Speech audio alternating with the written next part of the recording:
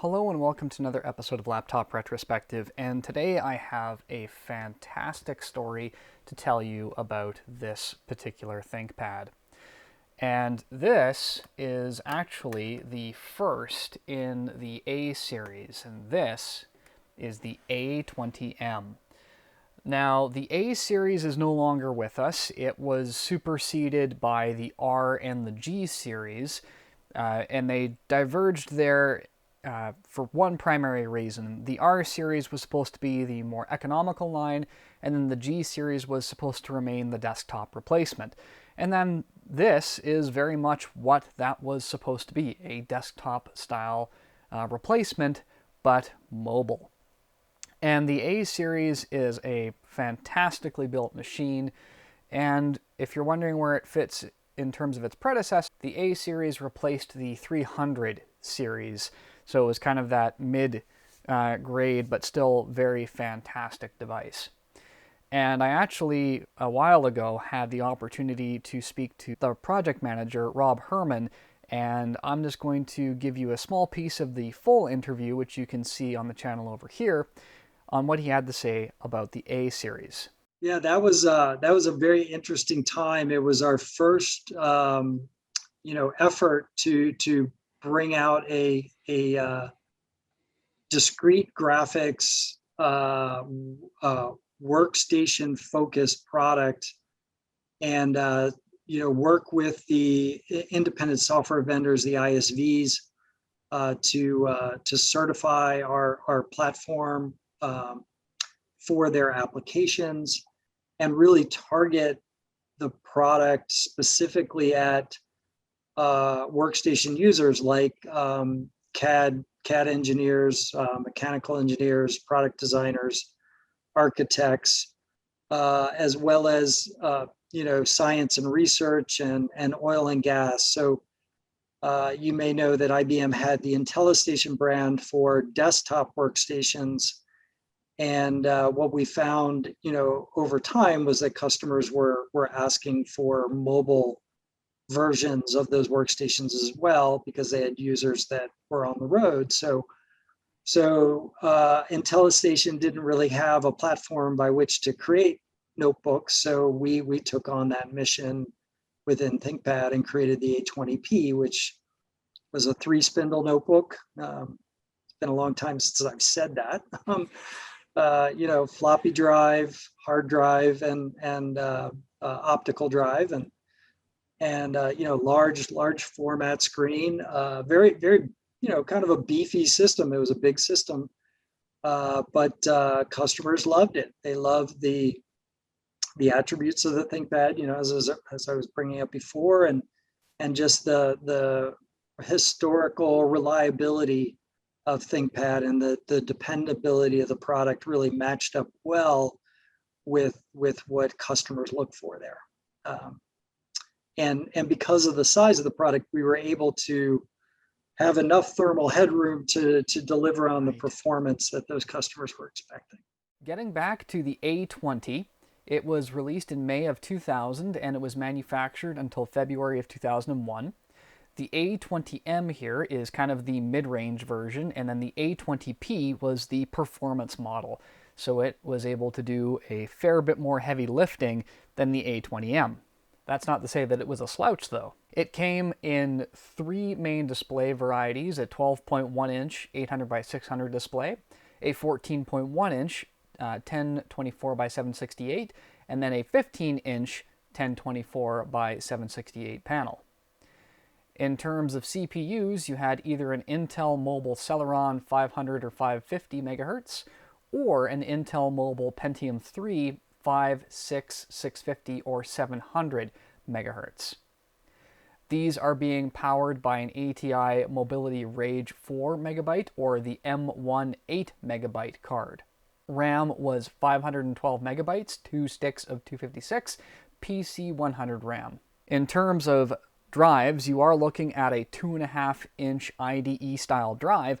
However, I'm going to quickly go on a tangent here and talk to you about how I've actually modified this one to take a solid state drive. So watch what's coming next. There are 2 solutions. One is to, of course, get an original IDE hard drive, put it in there, and, you know, install Windows or whatever. Now, those drives are obviously not brand new anymore, and they do command increasing prices because they're only going to be used by collectors and retro enthusiasts. So I figured this costs the same price, I'm going to give it a try. So what we have here is essentially a IDE style enclosure that should be able to accept a smaller solid state drive. So I'm going to unpack these two, assemble them, stick it in, see if the computer recognizes it, and then I have a recovery CD which I made from software that I found on archive.org for this unit. Fingers crossed. Alright, so first things first, let's open up this caddy. This is some Amazon brand that actually I was able to purchase it thanks to your guys' support. Doesn't look fantastic. They have taped the bottom here where the pins are exposed, probably through the bottom of the PCB. So yeah, not epic quality. The screws are here, and we can see the place where our drive is going to go. This drive right here is a Dogfish Tech drive, and I've used these on the channel before, and they do okay. And for the purposes of this video, it's going to be more than enough.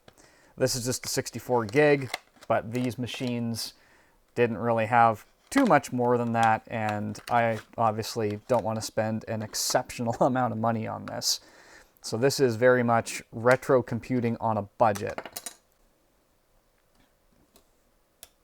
That fits, so that's good. We'll take our little bag of screws here and mount that into place. Now that we've got that in there, it would appear that there is only one orientation that this can go in, which is like so. And then we should have some screws for these spots and here, which are very, very tiny. These look like Phillips double zeros. Putting in all 6 is probably a little excessive. And let's see if we can get this thing to seat nicely in there or not. All right, so that's where it's got to go, and there it is. Let's see if we can have any luck at lining this up. Okay, that felt like it went in. Okay, and it does detect the Dogfish SSD 64 gig. And we want it to boot from the CD-ROM drive because that's going to have the recovery magic. Beautiful.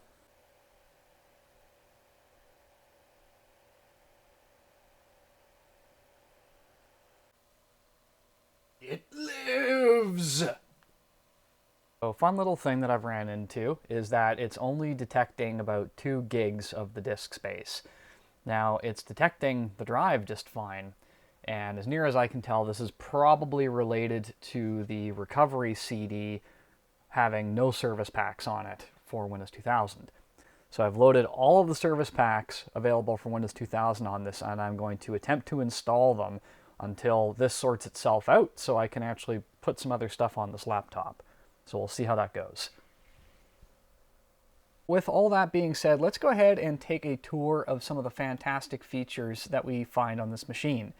We have all sorts of iconic ThinkPad staples, from the third mouse button to chamfered bottom and top case. We do have the track point. That one is the cat tongue variant. And then we also have a ThinkLight, which we can see on the page up pictogram there. And we also have the one-handed latch, which you saw me use earlier. We have 2 upward firing speakers and a microphone built into the palm rest.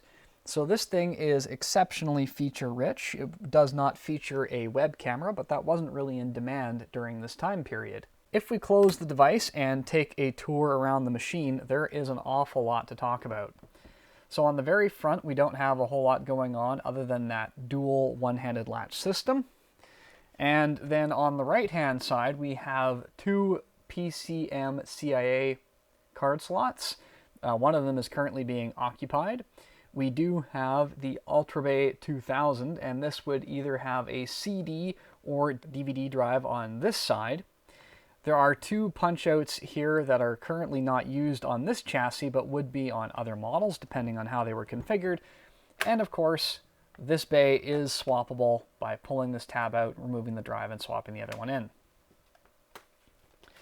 And then on the back, just look at all this juicy I/O that we've got. So starting over here, we have our power supply, a place to plug in a mouse, USB 1.1, a VGA port, serial port, a beautiful exhaust, your Ethernet, modem, printer port. Pretty much everything that you would need to connect a computer to during this time period is sticking out on the back. And then if we turn the device over here, we will see that we've got a 3.5-inch floppy drive, some audio connectors. This is where the hard disk drive goes, so it's that white piece in there. And obviously there would be a cover that goes on this, but it has been unfortunately lost to time, and I am still working on sourcing a viable replacement. On the bottom, despite all this I/O, we still have the docking port located here to further expand and make this exceptionally mobile, and then a battery to remove, and it is one size of battery because it is flush with the chassis. Now that we have this thing turned over, we may as well talk about disassembly, and because it's a ThinkPad, we are in for a good time. So we're just going to grab our screwdrivers and get right into it. Removal of the battery is easy. Remove the catch, flip the battery up, move it off to the side. Once that's done, we can go ahead and tackle the covers. This cover right here simply removes like that and reveals a series of essentially network cards, which are very firmly in place. We can also see the CMOS battery just hanging out off to the side there, and we would be able to fish that out if we wanted to replace it. The next panel that we are going to remove is this one over here. And that has both of our RAM chips facing upward. And it is really great to see, in fact, that we do have 256 on one. So we do know that the RAM in this thing is maxed out. Once all of that's removed, we can, of course, remove the hard drive screw, pull the hard disk, or in this case, the solid state drive out. But I've already featured that earlier in the video, so I'm just going to leave that be.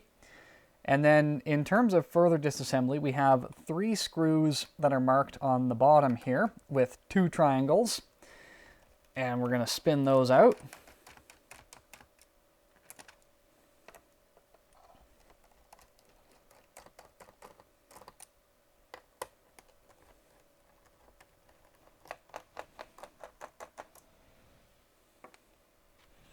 And then very carefully, we're just going to tip the machine over.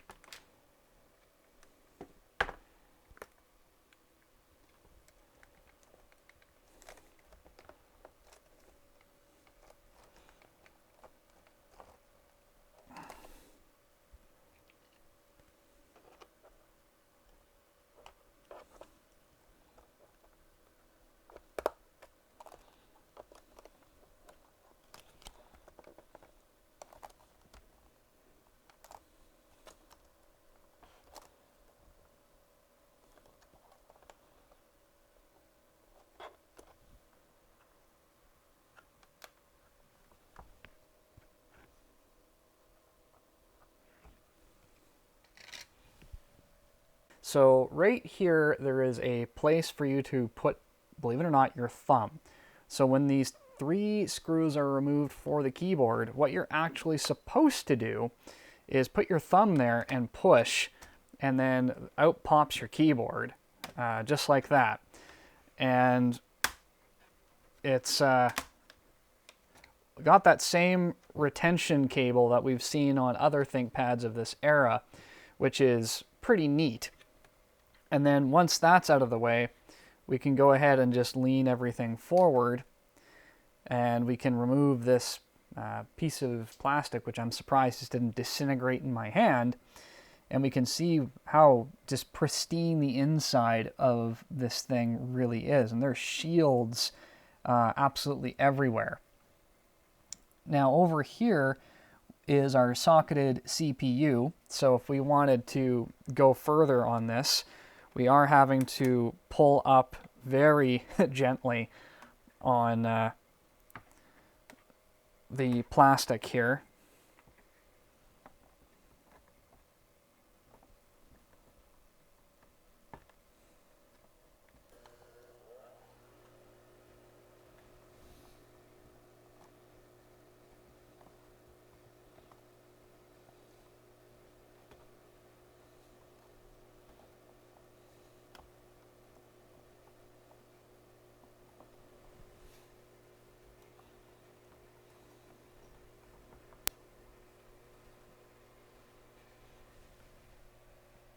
All right, well that screw there is going to kind of put this to a halt, because I don't want to risk destroying it. And there's nothing underneath the palm rest to really see. The rest is just kind of shields and bays, what have you, and then of course to remove your heatsink and CPU, you'd have to remove that bezel, but I'm not going to be doing that today. So I'm going to opt to put everything back together, and we're going to go ahead and turn this thing on.